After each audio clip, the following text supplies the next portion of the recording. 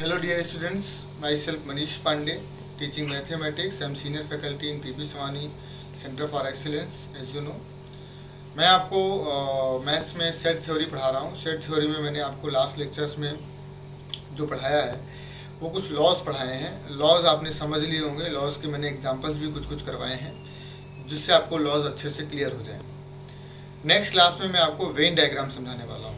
Diagram के through, Venn diagram के through किस तरीके से अपन इनको सॉल्व कर सकते हैं. तो आइए देखते हैं वेन डायग्राम क्या होता है. डियर स्टूडेंट्स, मैं आपको आज पढ़ाने वाला हूँ वेन डायग्राम. वेन डायग्राम क्या होता है, वेन डायग्राम किसे बोलते हैं, वो मैं आपको बताता हूँ. या इसी को यूलर वेन डायग्राम भी बोलते हैं. यूलर एक फिलोसफर है, मैथमेटिशियन है, जिन्होंने वेन डायग्राम के बारे में बताया. वेन डायग्राम एक्चुअली सेट को सॉल्व, अभी तक हम सेट्स जो पढ़ रहे थे, सेट्स को सॉल्व करने का जो तरीका सीख रहे थे वो वेन डायग्राम के थ्रू समझ रहे थे. सॉरी, कैलकुलेशन के थ्रू समझ रहे थे. अभी वही चीज़ मैं आपको बताने वाला हूँ वेन डायग्राम के थ्रू, कि वेन डायग्राम के थ्रू अपन किसी भी कैलकुलेशन को किस तरीके से कर सकते हैं. तो वो आपको ज़रा समझना पड़ेगा कि वेन डायग्राम क्या है और वेन डायग्राम को किस तरीके से बताया जाएगा.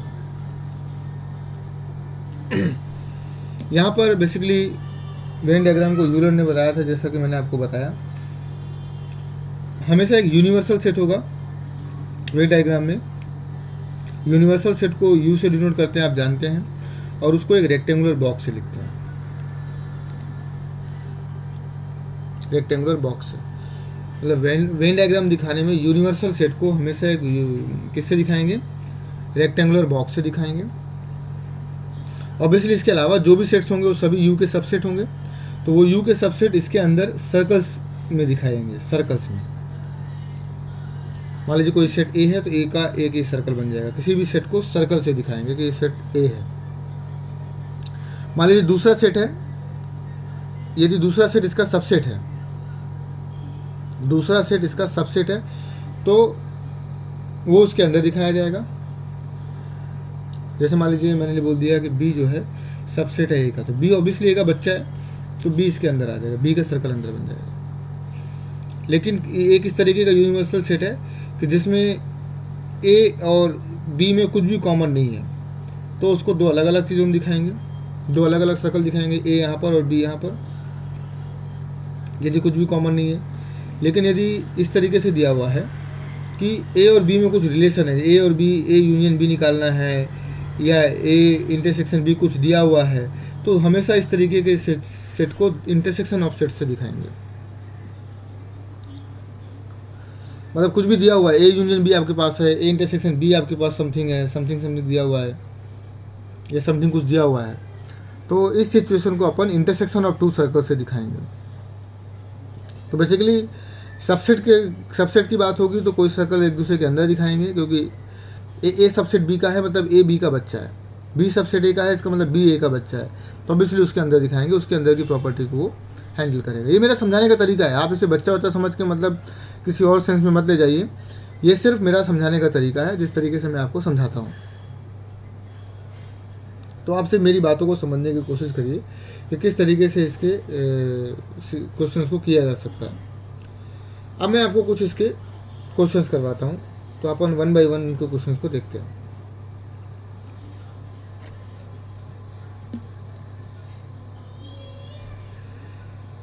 तो पहला मैं आपको पहला जो तरीका बताऊंगा वो सबसेट करना बताऊंगा कि सबसेट कैसे दिखाते हैं. मान लीजिए मुझे बताना है कि ए सबसेट है बी का, ए सबसेट है बी का. तो मैं इसको कैसे दिखाऊंगा, एक रेक्टेंगुलर बॉक्स बनाऊंगा, बी बड़ा होगा, ए सबसेट है बी का, इसका मतलब बी बड़ा होगा क्योंकि बी का ए बच्चा है, ए बच्चा है बी का. ए को अंदर दिखाऊंगा, सबसेट दिखाने के अंदर ये, यानी ये ए है और बाहर वाला ये बी है और इसे बोलते हैं यू. तो हमें ये दिखाना था, तो ये दोनों क्या हो जाएंगे, सर्कल हो जाएंगे. ये अपना हाईलाइट कर देंगे इसको, कि हमें ये बताना था कि बी सबसेट है ए का, ए सबसेट है बी का, सॉरी ए सबसेट है बी का. अब मान लीजिए मुझे दिखाना है union of sets.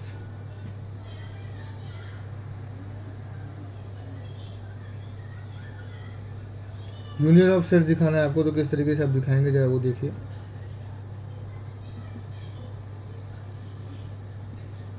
Union of sets किस तरीके से दिखाएंगे वो जरा देखिए। दो सेट्स हैं ए और बी। ए है आपके पास और ये क्या है आपके पास, बी। मुझे दिखाना है ए यूनियन बी। तो ए यूनियन बी को दिखाने का तरीका क्या होगा, आप बॉक्स बनाइए, ए और बी को चाहे इंटरसेक्ट कर दीजिए, दोनों को मैंने यूनियन कर दीजिए, ये लीजिए, दोनों को मिला दिया, दोनों को जोड़ दिया ना, ऑब्वियसली ये वाला एलिमेंट, ये वाला आंसर हो जाएगा। ए यूनियन बी को दोनों को जोड़ देंगे, ए यूनियन बी दोनों को जोड़ देंगे। लेकिन मुझे इंटरसेक्शन दिखाना है, तो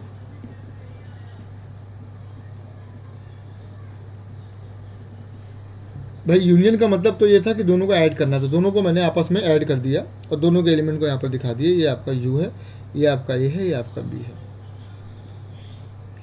इंटरसेक्शन दिखाना है मान लीजिए मुझे, तो इंटरसेक्शन मुझे दिखाना है। अब इंटरसेक्शन में दो सेट्स हैं, ये आपका यू हो गया, ये ए हो गया, ये बी हो गया।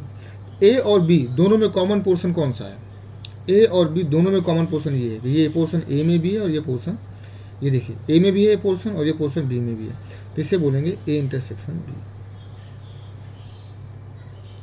सॉरी आपको दिखानी होगा, ए इंटरसेक्शन बी मुझे दिखाना है। तो ए और बी में कॉमन पोर्शन ये है, क्यों, क्योंकि ये ए में भी है और ये वाला पोर्शन बी में भी है, तो ए इंटरसेक्शन बी इस तरीके से दिखाऊंगा। जो भी मेरा आंसर है उससे मैं हाईलाइट कर दूंगा। तो ये मेरा आ गया A intersection B.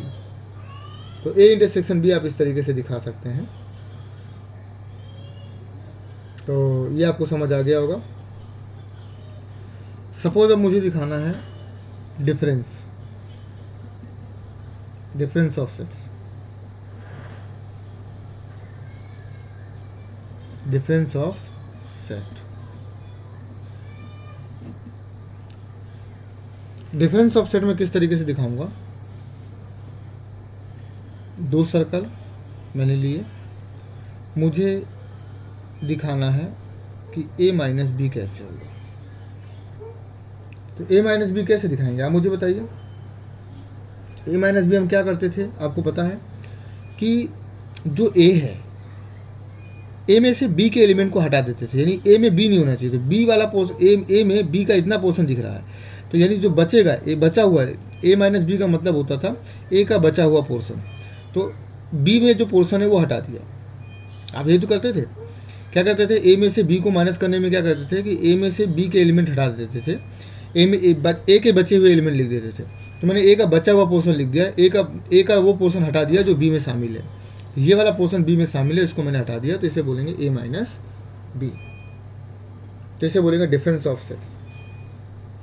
Complement of sets इस तरीके से, कॉम्प्लीमेंट सेट इसी के साथ है, कॉम्प्लीमेंट ऑफ सेट्स।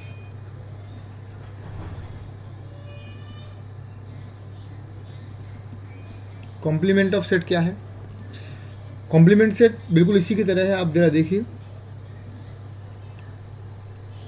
मान लीजिए कोई सेट ए है, यू है, तो कॉम्प्लीमेंट सेट का मतलब होता है ए डैश। ए डैश का मतलब यू में से ए को माइनस कर देना। यू ये पूरा है, ए को उड़ा दिया, तो बचा क्या, यू का ये वाला पोर्शन बच गया। ए को माइनस करना था ना, तो ए को हटा दिया, तो ये बच गया। यू में से ए को उड़ा दिया, इसको उड़ा दिया, तो क्या बचा, ये वाला पोर्शन, इधर वाला पोर्शन बचा। जो बचा उसको मैंने हाईलाइट कर दिया, उसको मैंने कलरफुल कर दिया। तो ए डैश इस तरीके से दिखाएंगे कि ए नहीं है।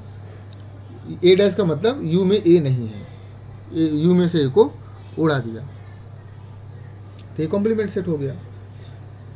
अब मैं आपको थोड़े से अच्छे क्वेश्चंस करवाता हूँ कि जो मैंने आपको, जैसे मान लीजिए यूनियंस के जो अच्छे अच्छे क्वेश्चन है वो आप जरा देखिए। जैसे मान लीजिए एक एग्जांपल है, A union B union C, इसको दिखाना कि ए का यूनियन बी के साथ करना है और जो भी आएगा उसको, मतलब आंसर ये आपको दिखाना है। तो इसको किस तरीके से दिखाएंगे, पहले आप क्या करेंगे, ब्रैकेट सॉल्व करेंगे। अब तीन सेट्स को दिखाने का तरीका, 1 2 3।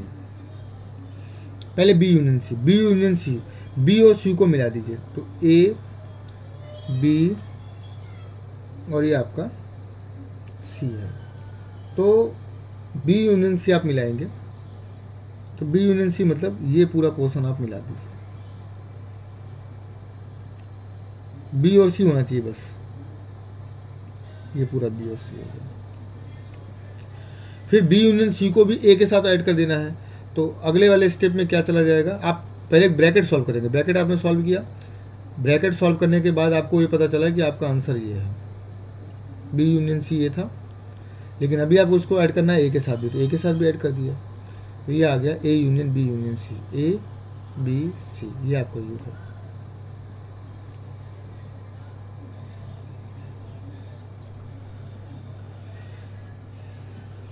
सिमिलरली मान लीजिए मैं इसी के एक और एग्जांपल बताता हूँ। मान लीजिए मुझे निकालना होता A union B union C, ऐसे ये निकालना होता, तो पहले मैं क्या करता,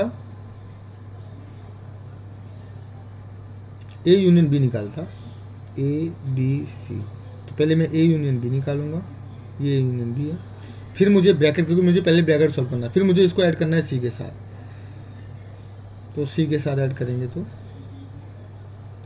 ए यूनियन बी तो ये है, इसको सी के साथ ऐड कर देंगे, सॉरी इसको बी मान लेते हैं, ये बी है ये सी है, ए यूनियन बी, पहले ए और बी को सॉल्व किया, अब इसको सी के साथ, ये सी है ये बी है ये है, तो इसको सी के साथ सॉल्व कर लिया,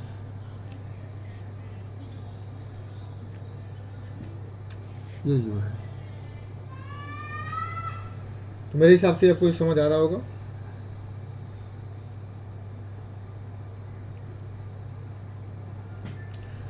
अब आपको मैं एग्जांपल बताता हूँ, जैसे A intersection B intersection C निकालते हैं, तो वेन डायग्राम से कैसे निकालेंगे, पहले ब्रैकेट सॉल्व करेंगे, ध्यान से समझिएगा इसको, ये इंपॉर्टेंट है। पहले बी और सी में इंटरसेक्शन क्या है, बी और सी, ए बी सी, तो बी और सी में इंटरसेक्शन ये वाला पोर्शन है, बी और इंटरसेक्शन सी में ये वाला पोर्शन है। इसके बाद इसका भी इंटरसेक्शन ए के साथ, यानी इस वाले पोर्शन का ए के साथ, तो इस वाले पोर्शन में और ए में जो इंटरसेक्शन है वो इतना पोर्शन है, ये वाला पोर्शन।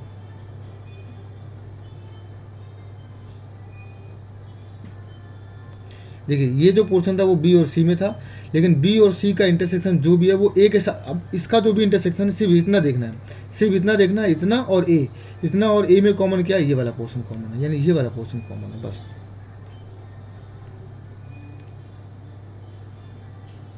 ये आ गया A intersection B intersection C, तो ये भी आप कर लेंगे, मेरे ख्याल से आसान है, कोई प्रॉब्लम नहीं है इसमें। तो ये आपको समझ आ ही रहा होगा। अब मैं आपको और एक आध क्वेश्चन करवाता हूँ इसके वेन डायग्राम के, जिससे आपको और थोड़ा सा आइडिया लगे। वेन डायग्राम से मैं आपको और भी आगे क्वेश्चंस करवाने वाला हूँ, तो आप विशेष तौर पर मतलब कोई परेशान होने की जरूरत नहीं है, आप सिर्फ देखते रहिए कि किस तरीके से आप इनके क्वेश्चन कर सकते हैं।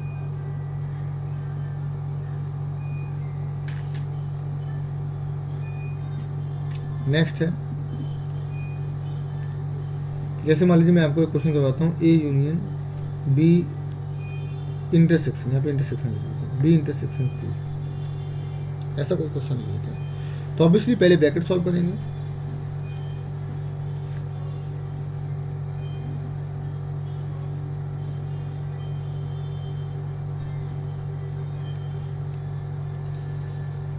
ए बी सी यू, तो पहले bracket B intersection C, B और सी में इंटरसेक्शन क्या है, ये वाला पोर्शन, इस वाले पोर्शन को ए के साथ जोड़ देना है, यानी ए तो पूरा ये है, ये इसके साथ जोड़ देना है, तो अगले वाले में क्या हो जाएगा, जोड़ने का मतलब उसको भी शामिल कर लेना है। देखिए ये वाला पोर्शन पहले से था, ए वाला पोर्शन और जोड़ दीजिए, ए बी सी, ये आपका आंसर हो गया। कोई प्रॉब्लम इसमें नहीं होनी चाहिए मेरे हिसाब से। तो इस तरीके से वेन डायग्राम के क्वेश्चन सॉल्व होते हैं। तो तो वेन डायग्राम से क्वेश्चन जो भी सॉल्व करने हैं आपको, आप अपने एनसीईआरटी में बहुत अच्छे से सम्स दिए हुए हैं, एनसीईआरटी की हेल्प से आप उन सम्स को कर सकते हैं। तो मतलब इसमें कोई प्रॉब्लम नहीं आएगी आपको। आई होप आप एक सम्स कर लेंगे। और विशेष तौर पर जो मैंने आपको प्रॉपर्टीज़ बताई, उन प्रॉपर्टीज़ का ध्यान रखेंगे तो आप बहुत अच्छे से इन सम्स को कर पाएंगे। वेन डायग्राम के सम्स बहुत ज़्यादा नहीं आते हैं, मैं आपको ये भी बता देता हूँ, बहुत कम ही आते हैं, तो उसमें आपको बहुत ज़्यादा परेशान होने की ज़रूरत नहीं है। अब मैं आपको जो बताने वाला हूँ नेक्स्ट लेक्चर में, वो बताऊँगा कार्डिनल नंबर्स पर कुछ सेट्स, बहुत इंपॉर्टेंट। अब जो इसके बाद वाला लेक्चर होगा that is very very very important lecture. इससे ज़्यादा लेक्चर इंपॉर्टेंट कुछ भी नहीं है। उसमें मैं आपको कुछ एनसीईआरटी के सम्स भी करवाऊँगा, क्योंकि एनसीईआरटी में जो मिसलेनियस में सम है वो बहुत अच्छे अच्छे सम्स हैं और वो सम्स अपन करेंगे।